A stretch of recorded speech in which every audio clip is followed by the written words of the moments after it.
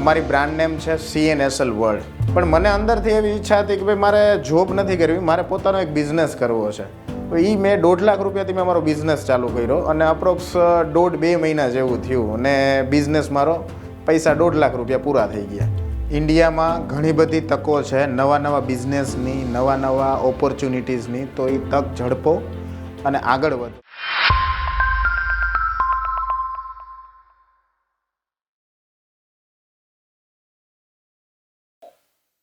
મારું નામ ચેતન પટેલ છે.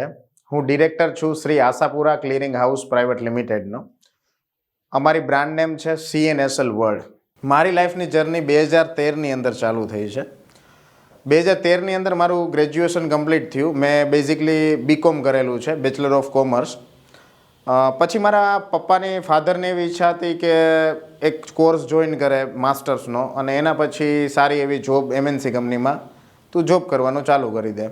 પણ મને અંદરથી એવી ઈચ્છા હતી કે ભાઈ મારે જોબ નથી કરવી, મારે પોતાનો એક બિઝનેસ કરવો છે. એટલે મને એવું લાગ્યું કે ભાઈ મારે બિઝનેસ કરવો છે તો આ કોર્સ મેં જોઈન કર્યો છે, એમાં ફીસ ભરી દીધી છે. એના કંઈક 6-8 મહિના તો કમ્પ્લીટ થઈ ગયા હતા મારા કોર્સના. અને પછી મને એવું લાગ્યું કે ભાઈ ફીસને મારું બધું દઈ દીધું કે ભાઈ કોર્સ કમ્પ્લીટ કરું કે પછી હું મારો બિઝનેસ ઉપર, મારો ટાઈમ વેસ્ટ નથી થતો ને, મારે બિઝનેસ જ કરવો છે તો હું કોર્સ કરીને મતલબ નથી, તો હું બિઝનેસ કરવાનું ચાલુ કરી દઉં. તો એવો સમય આવ્યો કે ભાઈ મેં બિઝનેસ કરવા માટે પપ્પાને કીધું કે ભાઈ મારે બિઝનેસ કરવો છે, મારે જોબ નથી કરવી. તો થોડીક પ્રોબ્લેમ ચાલી કે ના ભાઈ તું કોર્સ કમ્પ્લીટ કરી લે, એના પછી બિઝનેસ કરજે. તો મને એમ થયું કે ના, મારે પહેલાં બિઝનેસ કરવો છે, કોર્સની અંદર ધ્યાન નથી દેવું. તો પછી એની અંદર એવું થયું કે પપ્પાએ મને ઘણી ના પાડી કે ભાઈ ના, બિઝનેસ નથી કરવો, તું જોબ કરી લે. પણ તેમ છતાં મેં બિઝનેસ ચાલુ કર્યો ઓનલાઈન વેજીટેબલનો. ઓનલાઈન મેં વેજીટેબલ સેલિંગનો બિઝનેસ ચાલુ કર્યો અમદાવાદની અંદર 2013માં. 2013 એન્ડિંગ જેવું હશે. અને પપ્પા પાસેથી મને અપ્રોક્સ 1.5 લાખ રૂપિયા જેવું એનું મને આપ્યું. અમારી બેઝિકલી ફેમિલી કન્ડિશન એવી નહોતી કે વધારે ઇન્વેસ્ટમેન્ટ કરી શકીએ, તો ફાધર મને એની પાસે જેટલા હતા એને મને આપ્યા. તો એ મેં 1.5 લાખ રૂપિયાથી મેં મારો બિઝનેસ ચાલુ કર્યો અને અપ્રોક્સ 1.5-2 મહિના જેવું થયું અને બિઝનેસ મારો પૈસા 1.5 લાખ રૂપિયા પૂરા થઈ ગયા. તો એના ઉપરથી મને શીખવા મળ્યું. 1.5 લાખ રૂપિયા જતા રહ્યા પણ મને એક બિઝનેસમાં થોડું ઘણું શીખવા મળ્યું. મારો એક ફ્રેન્ડ હતો, એ મુન્દ્રા હતો. તો એનો મને જસ્ટ ફોન આવ્યો કે ભાઈ એક કામ કર, તું છે ને મુન્દ્રા આવી જા, એટલે થોડોક ટાઈમ તું ફ્રેશ થઈ જઈશ અને મને તું ઘણો ટાઈમથી મળ્યો નથી, તો મળવાની મજા આવશે. એટલે પછી મેં વિચાર કર્યો ચાલ ને હવે અહીંયા તો બધું પૂરું થઈ ગયું છે અમદાવાદમાં, એટલે હું મુન્દ્રા જ જતો રહું. મુન્દ્રા એની જોડે રહીશ તો થોડોક માઇન્ડ ફ્રેશ થશે ને ખબર પડશે કે આગળ શું કરવું એમ. તો મેં મારા ફાધરને ઇન્ફોર્મ નહોતું કર્યું કે ભાઈ હું મુન્દ્રા જાઉં છું એમ. પછી 2-3 દિવસની અંદર હું મુન્દ્રા જતો રહ્યો. મુન્દ્રા ત્યાં આગળ પહોંચ્યો, થોડોક ટાઈમ રહ્યો ત્યાં આગળ. તો મને એટલું બધું ખ્યાલ નહોતો કે મુન્દ્રાની અંદર આટલું બધું ડેવલપમેન્ટ છે, પોર્ટ એરિયા છે, એટલું બધો બિઝનેસ છે ત્યાં આગળ. એટલે હું જસ્ટ મારા ફ્રેન્ડ જોડે રહેતો હતો, એ ત્યાં આગળ જોબ કરતો હતો. તો દિવસો એમને જાતા હતા. પછી મને વિચાર આવ્યો કે એક કામ કરીએ, મુન્દ્રાની અંદર હું છે ને CCTV કેમેરાનો બિઝનેસ ચાલુ કરું. એટલે મુન્દ્રામાં મેં છે ને CCTV કેમેરાનો બિઝનેસ ચાલુ કર્યો. હવે એમાં મારો પાર્ટનર છે ને, એ મારો બેઝિકલી નેટિવ પ્લેસનો હતો, મારા ગામનો જ હતો. એટલે અમે બંને સાથે મળી અને CCTV કેમેરાનો બિઝનેસ ચાલુ કર્યો. હવે બિઝનેસ તો રન હતો પણ અંદરથી આમ એક કહેવાય ને કે મને એ બિઝનેસની અંદર એટલો બધો ગ્રોથ નહોતો દેખાતો, એટલું બધું એમાં લાગતું નથી કે હું એની અંદર કંઈક મોટું કરી શકું. છતાં અમે લોકો કેવું છે કે ભાઈ એક રોટેશન ચાલુ થઈ ગયું હતું બિઝનેસમાં. તો એક રોટેશન ચાલુ રહીએ અને અમારા બેના ખર્ચા નીકળતા હતા, એટલા માટે CCTV કેમેરાનો બિઝનેસ અમારો રનિંગ હતો. એટલે અપ્રોક્સ 2014 એન્ડિંગની અંદર અમે બંધ કરી દીધો CCTV કેમેરાનો બિઝનેસ. હવે બિઝનેસ બંધ કરી દીધો. હવે ફરીથી જે હું 2013ની અંદર જે સિચ્યુએશનમાં હતો ને એ જ સિચ્યુએશનમાં ફરીથી કે ભાઈ હવે શું કરીશું. એક બિઝનેસ બંધ થયો, બીજો બિઝનેસ બંધ થયો અને ઉપરથી પાછું ફેમિલીનું પ્રેશર કે ભાઈ હવે શું કરવાનું છે, તારે બિઝનેસ ચાલુ રાખવાનો છે, જોબ કરવાની છે, શું કરવાનું છે, સેટલ ક્યારે થઈશ તું. એટલે એ પ્રેશરની અંદર મને થોડુંક એવું લાગ્યું કે મેં કીધું હવે કાંઈ કરવું જ નથી. બધાના થોડુંક એવું સ્ટ્રક્ચર થઈ ગયું, ફોન ઉપાડવાના મેં બંધ કરી દીધા. મારા ફ્રેન્ડની મુન્દ્રામાં એક શોપ હતી. તો શોપ ઉપર હું બીજું તો કંઈ મારી પાસે કામ વર્કમાં તો હતું નહીં, એટલે શોપ ઉપર હું ત્યાં આગળ રોજ જઈને બેસતો. સવારે જતો રહું, બપોરે જમીન સાંજ સુધી ત્યાં આગળ બેઠો હોય. તો એવો 1 દિવસ 2 દિવસ ઘણો દિવસ 10 દિવસ મને યાદ છે ત્યાં સુધી 10 દિવસ જેવું ગયું હતું ત્યાં સુધી. તો ત્યાં છે ને એક વ્યક્તિ ત્યાં આગળ રોજ એક સવારે 5-10 મિનિટ ત્યાં આગળ ઊભો રહેતો. એટલે મેં એક જસ્ટ વાતચીત એની જોડે કરી કે શું કરે છે પહેલાં તું? એને મને કીધું કે ભાઈ હું પોર્ટની અંદર જોબ કરું છું, CHAની અંદર. એટલે મેં કીધું યાર મારે પોર્ટ જોવો છે. હું અપ્રોક્સ મુન્દ્રાની અંદર 8-9 મહિના જેવો હતો. મેં કોઈ દિવસ પોર્ટ એરિયો જોયો જ નહોતો. એટલે મેં કીધું મારે પોર્ટ જોવો છે તારી સાથે. એટલે મને કે કાંઈ વાંધો નહીં, કાલે આવી જા 10 વાગે આપણે હું જવાનો છું ઓફિસે, તો તું મારી જોડે આવજે.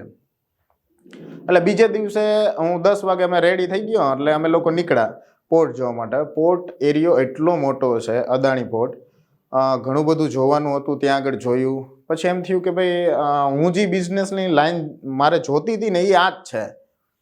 એટલે મેં એને વાત કરી, મેં કીધું ભાઈ મારે બિઝનેસ કરવો છે, તો તું મારી સાથે બિઝનેસ કરીશ? કારણ કે મને આ ફિલ્ડનું નોલેજ નહોતું, એની પાસે નોલેજ હતું. પણ મને મારું નોલેજ હતું કે ભાઈ મને માર્કેટિંગમાં જે બે બિઝનેસની અંદરથી માર્કેટિંગનું મને જે નોલેજ હતું એ પ્લસ હું BCom કરેલું છે એટલે અકાઉન્ટનું મારી પાસે નોલેજ હતું. એટલે અમારી બંનેની વાતચીત થઈ કે હા મારે એનું નામ છે સુનિલ જોઈસર. એને મને કીધું કે ભાઈ મારે બિઝનેસ કરવો છે. તો અમારે બેને નક્કી થયું, વાતચીત થઈ. એટલે 50-50 શેરિંગની અંદર અમે લોકોએ બિઝનેસ ચાલુ કર્યું. ઓપરેશન વર્ક એની પાસે આવ્યું, માર્કેટિંગને અકાઉન્ટ મેં લીધું. આવી રીતના અમે 2015ની અંદર અમે લોકોએ બિઝનેસ સ્ટાર્ટઅપ કરી દીધો. હવે ઇસ્યુ હતું કે ભાઈ નાનો બિઝનેસ ચાલુ કરવા માટે પણ આજે થોડુંક ફંડિંગ તો જોઈએ જ. કે ભાઈ એક બેઝિકલી 50,000 રૂપિયા, લાખ રૂપિયા, આજે 2014 એટલે એટલું પણ જૂનો ટાઈમ નથી કે આજે બિઝનેસ 5,000 10,000માં ચાલુ થઈ જાય. હવે ઇસ્યુ એ તો એની પાસે એને જોબ કરેલી હતી તો એની પાસે એની સેવિંગ પડેલું હતું. મારી પાસે તો કાંઈ સેવિંગ જ નહોતું. તો મેં એક કામ કર્યું, ફાઇનાન્સ કંપની પાસેથી જે પૈસા મળે ને એ લઈ લઈએ. એટલે એક ફાઇનાન્સ કંપની પાસેથી મેં 25,000 રૂપિયા લીધા વ્યાજ ઉપર કે ભાઈ 25,000 રૂપિયા મને આપી દો, હું બિઝનેસની અંદર નાખી દઈશ. હવે 25,000 રૂપિયા મેં ઇન્વેસ્ટમેન્ટ કર્યા, 25,000 રૂપિયા મારા પાર્ટનરે ઇન્વેસ્ટમેન્ટ કર્યા અને 50,000 રૂપિયાથી અમે બિઝનેસ ચાલુ કર્યો. એક ઓફિસ રેન્ટ ઉપર લીધી અને થોડું ઘણું ફર્નિચર નાખ્યું તો 50,000 રૂપિયા પૂરા થઈ ગયા. હવે બિઝનેસ માટે અમારી પાસે કંઈ કામ હતું નહીં. તો મને યાદ છે અમે 1 મહિનો દિવસ ઓફિસની અંદર લિટરલી બેઠા હતા, કાંઈ કામ જ નહોતું અમારી પાસે. ધીરે ધીરે અમને થોડુંક વર્ક મળવાનું ચાલુ થયું. એ કેવું વર્ક કે ભાઈ માર્કેટની અંદર તમારે જવાનું છે, કન્ટેનર જોવાના છે, એને ચેક કરવાના છે કે ભાઈ કન્ટેનર ક્યાંયથી પણ ડેમેજ છે કે નથી, એટલું જ કામ. તો એ કામ અમે મહિના દિવસ સુધી કર્યું કે જેની અંદર અમને કાંઈ પ્રોફિટ જ નહોતો કે ભાઈ આ કામની અંદર તમને એક્સ્ટ્રા કાંઈ પેડ અમને મળતું જ નહીં. મહિના દિવસ સુધી એવું કામ કર્યું. એના પછી અમને એવું લાગ્યું કે ભાઈ હવે થોડુંક આપણી પાસે કામ નથી તો હજી ગોતવું પડશે. તો અમે લોકો માર્કેટિંગ કરવા માટે હું નીકળી ગયો અને એ ત્યાં આગળ ઓપરેશનનું એનું બધું જોતો હતો કે બીજું કામ ક્યાંથી મળે છે શું નહીં. એટલે પછી માર્કેટિંગની અંદરથી અમે રિટર્ન આવ્યો તો અમારી પાસે થોડું ઘણું કામ હું લેતો આવ્યો. તો એ કામની અંદર અમે થોડો ચાલુ કરી દીધું, થોડું ગ્રો થવાનું ચાલુ થયું. 2016ની અંદર અમે ગાંધીધામ ઓફિસ ચાલુ કરી દીધી. 1 વર્ષમાં મુન્દ્રા અને ગાંધીધામ 2 ઓફિસ અમારી ચાલુ હતી. હજી એની અંદર અમારે ગ્રો કરવાની જરૂર હતી. એટલે 2017ની અંદર અમે રાજકોટ ઓફિસ ચાલુ કરી. 2017ની અંદર રાજકોટ ઓફિસ ચાલુ કરી. 2018ની અંદર અમે સુરત હજીરા પોર્ટ ઉપર ઓફિસ ચાલુ કરી. હજીરા અને મુન્દ્રા હવે અમે બંને જગ્યાએ સર્વિસ આપવાનું ચાલુ કરી દીધું. Custom clearance, freight forwarding, transportation, warehouse services, એ બધી વસ્તુ. પછી બિઝનેસની અંદર ધીરે અમે ગ્રો કરવાનું ચાલુ કર્યું. એટલે 2020ની અંદર અમે અમારી ઓનલાઈન એક વેબસાઇટ ચાલુ કરી કે જેની અંદર કસ્ટમરને જે પણ અમે જોયું કે ભાઈ કસ્ટમરને શિપિંગ લાઇનની અંદર ઘણા બધા ઇસ્યુઝ હતા, CHAમાં ઇસ્યુઝ હતા. તો અમે ધીરે એને સોલ્વ કરવાની અને અમારી એક અલગથી વેબસાઇટ, ઓનલાઈન વેબસાઇટ ચાલુ કર્યું. કસ્ટમરને ડોક્યુમેન્ટેશનમાં પ્રોબ્લેમ ના પડે, એનું પોતાનું શિપમેન્ટ ટ્રેકિંગમાં ના પ્રોબ્લેમ પડે.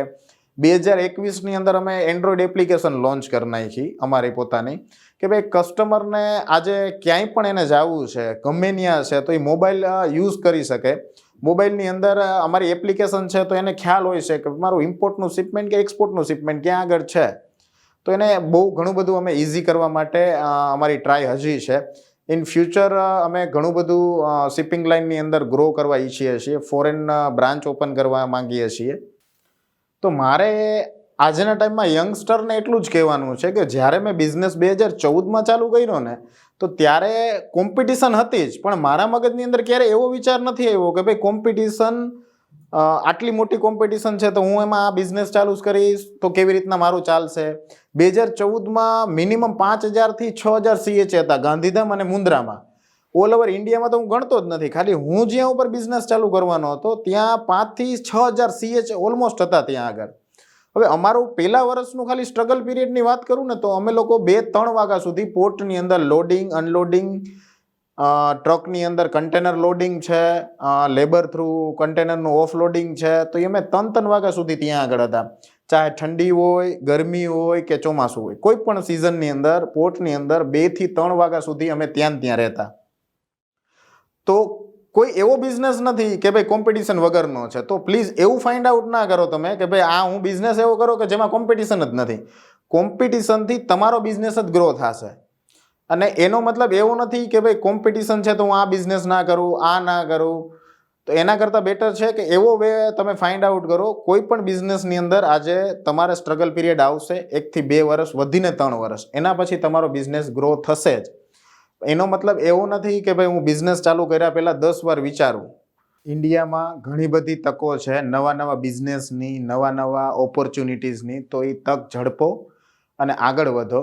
કોઈ પણ વસ્તુ એવી નથી કે ભાઈ એકવાર આપણે એ બિઝનેસની અંદર કે કોઈ પણ વસ્તુની અંદર અનસક્સેસફુલ ગયા તો એનો મતલબ એવું નથી કે ભાઈ બીજી વાર આપણે એ કરશું તો અનસક્સેસફુલ જાશું જ. તમે 1 વાર ટ્રાય કરો, 2 વાર ટ્રાય કરો, 3 વાર કરો, તમે એની અંદર સક્સેસ જશો જ, આજ નહીં તો કાલ. પણ એના માટે થોડીક તમારી ધીરજ જોશે. કોઈ પણ વસ્તુ ઇમ્પોસિબલ નથી.